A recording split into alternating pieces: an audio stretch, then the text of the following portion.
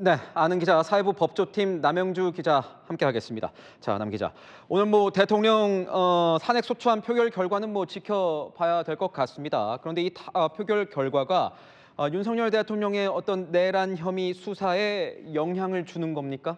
네, 탄핵 소추안 표결 결과와는 무관하게 검찰 수사는 빠르게 진행될 겁니다. 윤석열 대통령은 야당이 내란 혐의로 고발을 한 상태죠.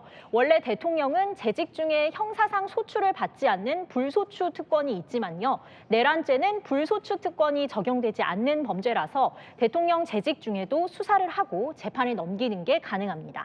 지금까지 전직 대통령이면 몰라도 현직 대통령이 검찰 조사를 받은 적은 없는데 가능성이 있는 겁니까?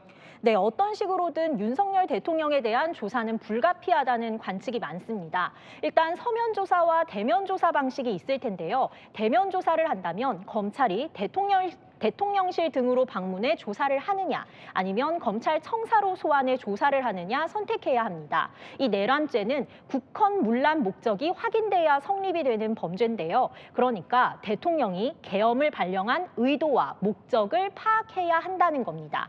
이건 대통령에게 확인할 수밖에 없기 때문에 검찰 입장에선 서면보다는 대면 조사에 나설 관측이 높다는 겁니다.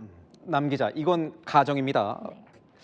현직 대통령이 내란 혐의로 체포나 구속되는 상황도 있을 수 있는 겁니까? 이론상으로는 불가능하지는 않습니다. 예전에는 대통령 수사를 할 때 검찰이 탄핵 심판 결과를 보거나 임기가 끝난 뒤에야 실질적인 강제 수사가 이루어졌는데요. 박근혜 전 대통령 사례도 보면 헌법재판소에서 파면 결정이 나온 뒤에야 검찰 소환 조사와 구속이 이루어졌습니다. 조금 전 설명드린 불소추 특권 때문입니다.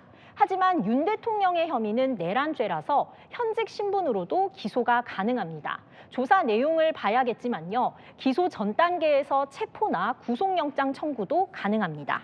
그러니까 현직 대통령이 체포나 이 구속 얘기가 나올 정도로 중대한 사안이다, 이렇게 봐야 하는 겁니까? 네, 법이 정한 내란죄 형량을 보면 알 수 있을 것 같습니다. 우리 법에선 내란죄 우두머리는 사형이나 무기징역, 무기금고로 처벌한다고 규정하고 있습니다. 윤 대통령이 계엄을 선포한 뒤에 국회의 계엄령 해지 결의를 봉쇄할 목적으로 군 병력을 투입시켰는지, 아니면 또 이재명 더불어민주당 대표나 한동훈 국민의힘 대표 등 정치인 체포를 지시했는지, 이런 것들에 따라서 수사 상황이 긴박하게 돌아갈 수 있습니다. 만약 윤석열 대통령을 이 재판에 넘기게 되면 현직 대통령으로선 처음으로 법정에 서게 되는 것 같은데 맞습니까?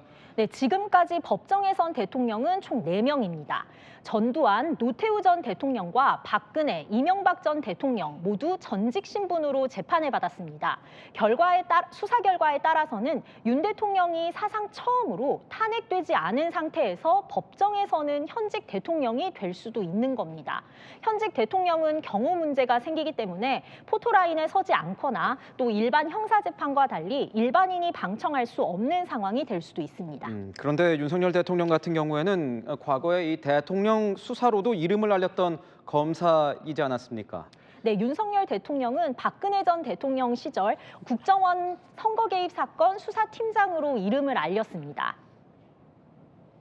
대단히 사랑하고 있습니다. 저는 사람에 충성하지 않기 때문에 이런 말씀을 드리는 겁니다. 네.